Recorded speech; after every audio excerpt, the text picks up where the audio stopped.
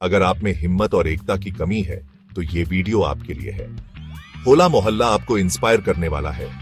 होला मोहल्ला कोई आम त्योहार नहीं है, ये सिखों की बहादुरी, हिम्मत और एकता का जीता जागता उदाहरण है।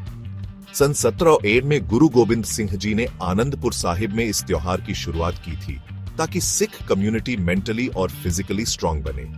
सिखों के लिए होला मोहल्ला अपनी ताकत और हुनर दिखाने का मौका होता है। सोचो, निहंग सिख मार्शल आर्ट्स, घुड़सवारी और तलवारबाजी का प्रदर्शन करते हुए कितने शानदार लगते हैं। ये नजारा देखने लायक होता है। लेकिन ये कम्युनिटी और ब्रदरहुड का भी त्योहार है। सिख लोग गुरुद्वारों में प्रार्थना करते हैं, लंगर खाते हैं और ऐसे मॉक बैटल्स करते हैं जो इतिहास को जिंदा कर देते हैं। 3 दिन तक हर तरफ जयकारों की गूंज और एकता की भावना होती है।